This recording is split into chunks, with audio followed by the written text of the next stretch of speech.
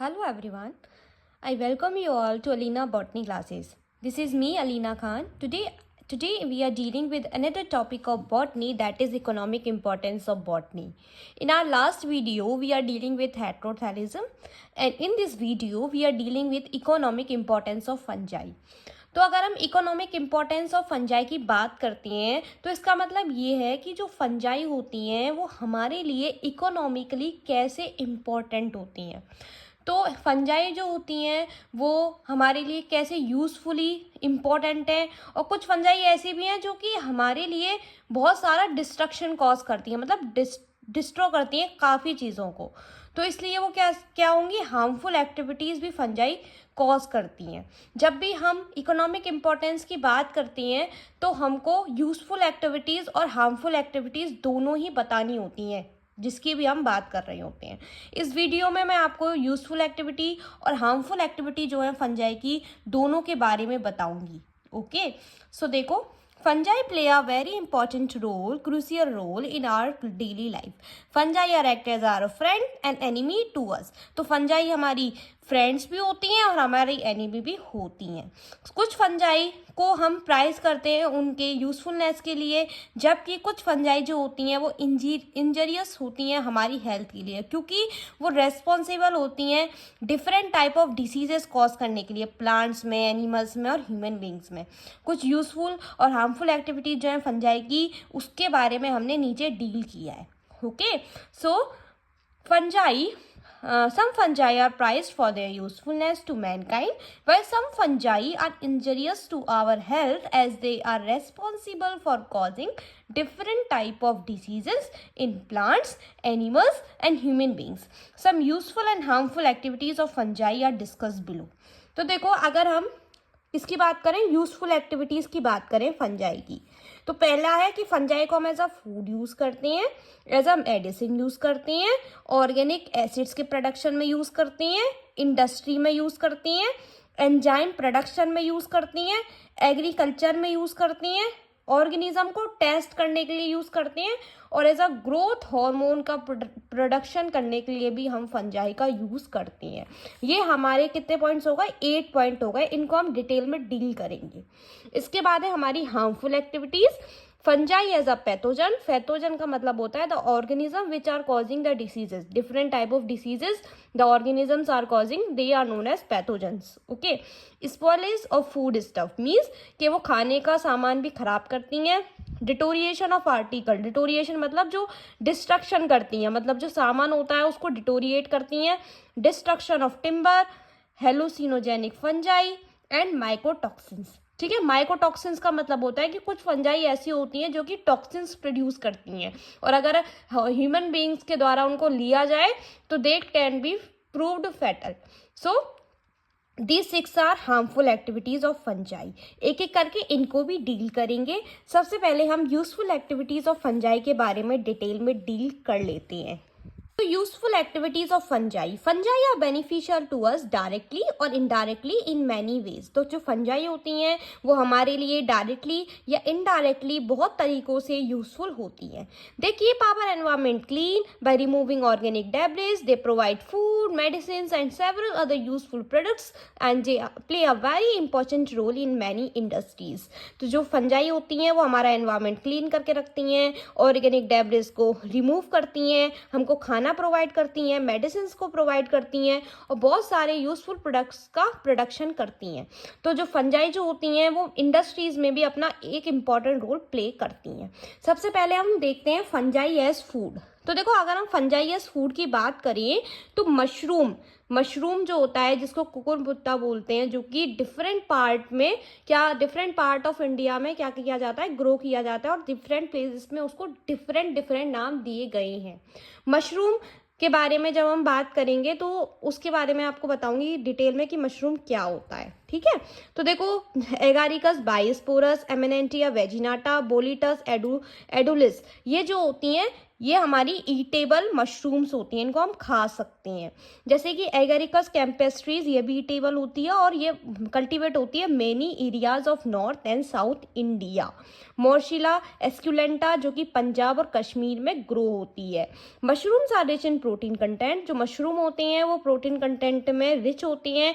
उनके पास 21 से 30% प्रोटीन होता है। उनके अंदर इसके अलावा विटामिन भी होती हैं, कार्बोहाइड्रेट भी होती हैं, मिनरल्स भी होते हैं और अमाइनो एसिड्स भी प्रेजेंट होती हैं। इसके बाद है यीस्ट की तरह। तो यीस्ट जो होते हैं वो इंपॉर्टेंट सोर्स होते हैं विटामिन बी के और विटामिन डी के। वेरी वेरी इंपॉर्टेंट क्वेश्चन आता है वेरी शॉर्ट में कि जो ऐसी कोई फंजाई बताओ जो कि विटामिन्स में ज़्यादा पाई जाती हैं, विटामिन्स का कंटेंट उनमें ज़्यादा होता है। So answer should be yeast. Yeast have more amount of vitamins, that is vitamin B and vitamin D. सैक्रोमाइसिस, एंडोमाइसिस एंड रोडोटलूरा are particularly rich in proteins and hence they are mixed in incomplete live stock.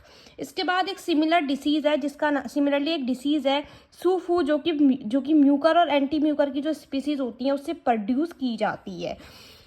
उसके बाद जैसे कुछ food जैसे soybean और cassava, वो भी न्यूट्रिएंट्स में क्या होता है, रिच होता है। तो इन मैन जो है, हम जो है ह्यूमंस, उसको डायरेक्टली डाइजेस्ट नहीं कर पाते, तो इसलिए सोयाबीन को पहले फर्मेंट किया जाता है राइजोपस की स्पीसीज के साथ, लाइक राइजोपस ओराइजी एंड राइजोपस एराइजस, सो जिससे वो हमारा डाइजेस्टेबल भी हो जाए और टेस्टी भी लगे हमको खाने में। तो देखते हैं, some food like soybean and cassava, though rich in nutrients, cannot be easily digested by man. Soybean is fermented by fungi species of Rhizopus like Rhizopus oryzae and Rhizopus azareus, so that it could be easily digestible and tasty. Then last point, fungi as food का Northern Utilization Research and Development Division of USDA has developed cake made up of wheat, barley, oat and rice and soybean, which is rich in lysine, riboflavin and single cell protein. It is fermented by yeast. तो जो Northern Utilization Research and Development Division है USDA की, उसने cake prepare किया था। काय से किया था? गेहूं से, बार्ले से, ओट से और चावल से और सोयाबीन से, जो कि जिसके अंदर नाइसिन का कंटेंट पाया जाता है, राइबोफ्लेविन का कंटेंट पाया जाता है और सिंगल सेल प्रोटीन का कंटेंट पाया जाता है। तो उसको क्या करते हैं कि यीस्ट के द्वारा फर्मेंट किया जाता है। This 5 are the points which are covered as a fungi as a food. Now second point is fungi as medicine, के फंजाई को हम मेडिसिन की तरह कैसे यूज करती हैं। Several species of fungi are used as medicine. सबसे पहली है एंटीबायोटिक्स। देखो, एंटीबायोटिक्स हमारी मेटाबॉलिक सब्सटेंसेस होती हैं जो कि कुछ लिविंग ऑर्गेनिज्म से प्रोड्यूस होंगी और दूसरे लिविंग ऑर्गेनिजम्स के लिए क्या होंगी, इंजरियस होंगी। तो antibiotics are metabolic substances which are produce by some living organism which are injurious to our health to other living beings. Alexander Fleming ने 1944 में सबसे पहली फर्स्ट टाइम एक्सट्रैक्ट की थी वॉन्डर ड्रग, जिसको पेनिसिलिन बोलते हैं, जो कि पेनिसिलिन नोटेटम से क्या हुआ है, निकला है। इसके बाद है इर्गोट जो कि प्रिपेयर्ड होता है स्क्लेरोसिया फ्लेबिसे पुरपुरिया, जिसका यूज़ करते हैं हीमोरेज चेक करने के लिए और मेंस्ट्रुअल डिसऑर्डर के ट्रीटमेंट के लिए। इसके बाद स्टेरॉइड्स और complex organic compounds effective against arthritis, allergy etcetera. इसका एग्जांपल है कोर्टिसोन, जिसको अपन प्रिपेयर करते हैं काय से, राइजोपस निग्रिकन से और एस्परगिलस नाइगर से। इसके बाद है एफिड्रीन जो होता है वो सिंथेसाइज होता है बेंजल्डिहाइड से जब एम एक्शन करेंगे यीस्ट का, और इसका यूज हम करते हैं अस्थमा के ट्रीटमेंट में और नसर ट्रबल्स के ट्रीटमेंट में। इसके बाद विटामिन्स, ये ऑर्गेनिजम्स के लिए ज़रूरी है उनकी प्रॉपर ग्रोथ के लिए। तो ये जो यीस्ट होता है सैक्रोमाइसिस सेरेवेसी, वो गुड सोर्स होता है विटामिन बी कॉम्प्लेक्स का, जो कि मैंने आपको फंजाइयस फूड में भी ये पॉइंट बताया था कि जो यीस्ट होता है वो विटामिन में रिच होता है। इसके बाद हमारा तीसरा है फंजाइन प्रोडक्शन ऑफ ऑर्गेनिक एसिड। तो देखो, डिफरेंट टाइप ऑफ एसिड जो होते हैं वो प्रोड्यूस होते हैं। सबसे पहला है हमारा citric acid. Fermentation of sugar Aspergillus Niger used in soft drink. तो फर्मेंटेशन होता है शुगर का एस्परगिलस नाइगर से, तो सिट्रिक एसिड प्रोड्यूस होता है जिसका यूज हम सॉफ्ट ड्रिंक्स में करते हैं। ग्लूकोनिक एसिड, जब फर्मेंटेशन होता है शुगर का एस्परगिलस नाइगर से और पेनिसिलियम पुरपुरोजिनम से, तो ग्लूकोनिक एसिड प्रोड्यूस होता है जिसका यूज़ हम मेडिसिन में, फूड में और टेक्सटाइल इंडस्ट्री में करती हैं। इसके बाद है फ्यूमेरिक एसिड, जब फर्मेंटेशन होता है शुगर का राइजोपस स्टोनोरिफर से तो उसका हम यूज़ करते हैं एल्काइन रेजिन में और वेटिंग एजेंट में। Very very important point it is. Then last but not the least kojic acid, इसको हम प्रोड्यूस करते हैं शुगर का जब फर्मेंटेशन होता है एस्परगिलस ओरिजाई से, तो इसका यूज़ हम इंसेंसिडाइनल में प्रोसेस करने में और एंटीबायोटिक प्रॉपर्टीज प्रोसेस करने में यूज़ करती हैं। इसका यूज़ हम पिरामिडीन्स, ईथर, ईस्टर और एजोडाइज को प्रिपेयर करने में करते हैं। इसके बाद है फंजाई इन इंडस्ट्री, कि फंजाई का यूज़ हम इंडस्ट्री में कैसे करते हैं, और ये पॉइंट बहुत बहुत ज़्यादा इंपॉर्टेंट है कि फंजाई का यूज़ हम इंडस्ट्री में कैसे करते हैं। सबसे पहली है इन ब्रूवरी, मतलब दारू वाली इंडस्ट्रीज जो होती हैं जिसमें अल्कोहल का प्रोडक्शन होता है, उसमें हम इनका यूज़ करते हैं। It involve production of wine and beer. Wine जो कि एस्परगिलस ओरिजाई से निकलेगी, बियर जो कि सैक्रोमाइसिस सेरेवेसी से निकलेगी। इस मेथड को हम यूज़ करते थे, जापान ने इसको यूज़ किया था, यूरोपियन कंट्रीज़ ने इसको यूज़ किया था।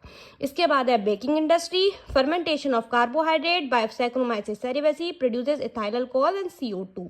तो जब फर्मेंटेशन होता है कार्बोहाइड्रेट का सैक्रोमाइसिस सेरेवेसिस के प्रेजेंस में, तो इथाइल अल्कोहल का और CO2 का प्रोडक्शन होता है, ठीक है।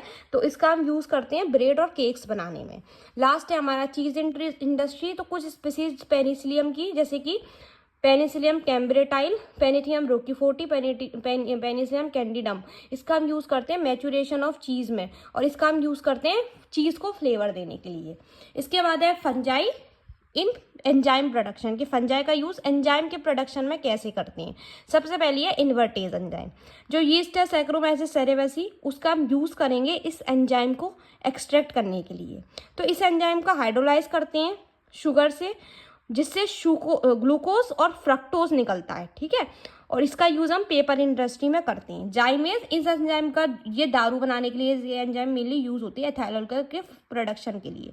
तो this enzyme is obtain from सैक्रोमाइसिस सेरेवेसी, इस एंजाइम का प्रोडक्शन भी सैक्रोमाइसिस सेरेवेसी से होता है। इसका यूज़ हम इथाइल अल्कोहल के प्रोडक्शन के लिए करते हैं, और कैसे, कार्बोहाइड्रेट का फर्मेंटेशन करके। तो ये रिएक्शन बता रही है C6H12O6, जो कि क्या है, ग्लूकोज है। इसका हमने फर्मेंटेशन किया, जाइमेज एंजाइम, इससे इथाइल अल्कोहल निकला और CO2 का प्रोडक्शन हुआ। इसके बाद है एमाइलेज, एस्परगिलस नाइगर और एस्परजिलस ओरिजाई का यूज़ करते हैं एंजाइम एमाइलेज को प्रोड्यूस करने में।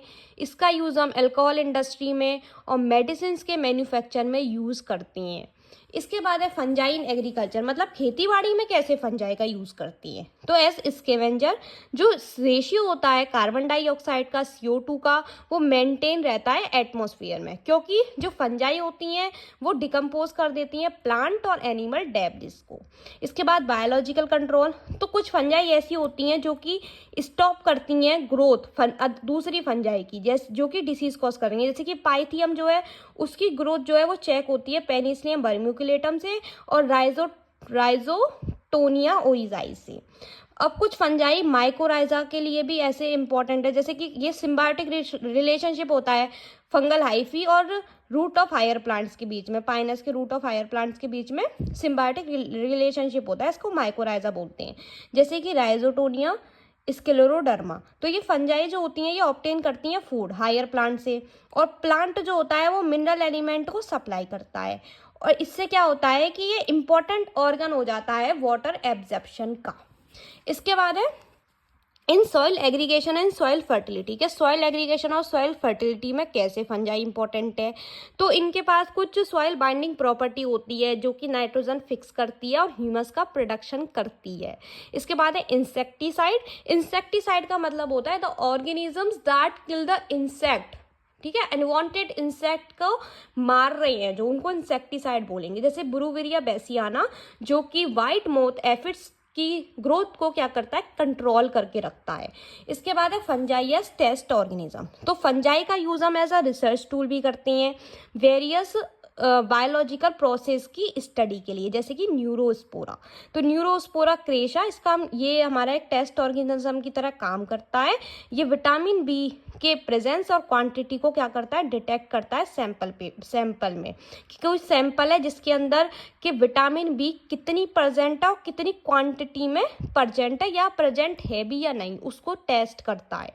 इसके बाद एस्परगिलस नाइगर ये डिटेक्ट करता है जिंक, निकल और कॉपर को। इसके बाद है growth hormone, last but not the least growth hormone, fungi as growth hormone, जैसे कि जिब्रेलिन होता है जो कि ग्रोथ हार्मोन है जो कि प्रमोट करता है ग्रोथ प्लांट की, वो ऑब्टेन होता है फंजाई से ही जिसका नाम है जिब्रेला फूसिकोराई।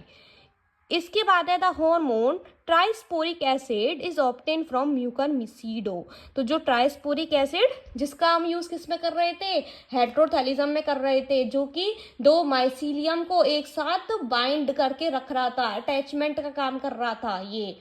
तो ये जो होता है ये भी हमारा म्यूकरमिसीडो से ये हार्मोन क्या होता है, ऑब्टेन होता है। उसके बाद है हार्मफुल एक्टिविटीज ऑफ फंजाई। अब हमने यूजफुल एक्टिविटीज ऑफ फंजाई के बारे में बात कर ली, अब है हार्मफुल एक्टिविटीज ऑफ फंजाई।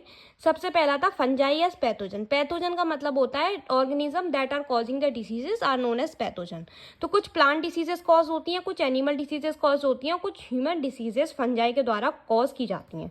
ये फंजाई हैं और ये प्लांट डिसीज हैं जो कि ये कॉज करती हैं। सबसे पहले ये फंजाई है सिनकाइट्रियम एंडोबायोटिकम जो कि wart disease of potato cause करती है। ऑल्टेनेरिया सोलानी जो कि early blight of potato cause करती है। फाइटोफथोरा इन्फेस्टेंस जो कि late blight of potato cause करती है। कॉलिटोट्राइकम फेलकेटम जो कि ring rot of sugar cause करती है। एल्बुबो कैंडिडा जो कि white rust of crucifer cause करती है। So these 5 are the diseases which are caused in plants. Next, animal diseases, माइकोस्पोरम जो कि रिंगवर्म कॉज करती है। राइजोपस म्यूका जो कि म्यूको माइकोसिस कॉज करती है। एस्परगिलस जो कि एस्परजिलोसिस कॉज करती है। इसके बाद ह्यूमन डिसीजेज जो कि एस्परगिलस फ्लेवर जो कि एस्परजिलोसिस कॉज करती है। कैंडिडा एरबिकस जो कि कैंडिडिएसिस कॉज करती है। इसके बाद है स्पॉइलेज ऑफ फूड स्टफ, मतलब कुछ फंजाई ऐसी होती हैं जो कि खाने को खराब करती हैं, जैसे कि राइजोपस और म्यूकर जो कि ब्रेड को खराब करता है। राइजोपस जो कि अचार को खराब करता है। राइजोपस स्टोलोनिफर जो कि फ्रोजन मीट को ब्लैक स्पॉट ऑफ डिसीज करके खराब करता है। एस्परगिलस जो कि एस्परगिलस रोट ऑफ एप्पल को खराब करता है। राइजोपस स्टोलोनिफर जो कि soft rot of tomato cause करता है। इसके बाद है डिटोरिएशन ऑफ आर्टिकल, कुछ फंजाई ऐसी होती हैं जो कि आर्टिकल्स को डिटोरिएट करती हैं, जैसे कि लेदर के गुड्स को ख़राब कर देंगी या जूट के आइटम्स को ख़राब कर देंगी, जैसे कि पेनिसिलियम पुरपुरेजिनम जो कि रेस्पॉन्सिबल होती है स्पॉट प्रिंट कॉज करती है लेदर गुड्स में। जूट आर्टिकल जो कि डिस्ट्रॉय होता है चाइटोमियम ग्लोबोसम से।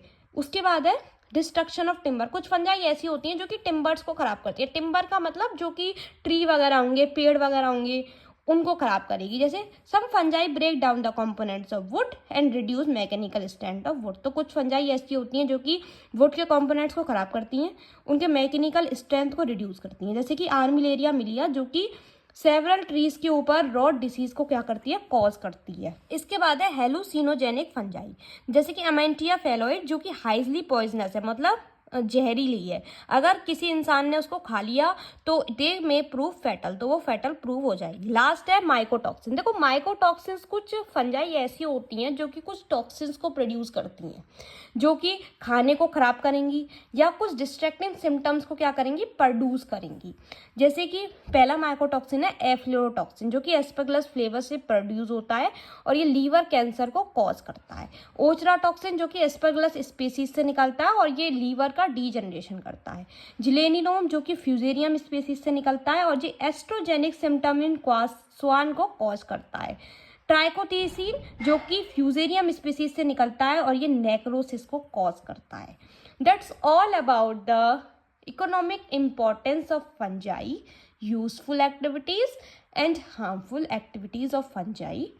So this thank you for watching. If you have any doubt then let me know in the comment box. Stay connected. Have a nice day.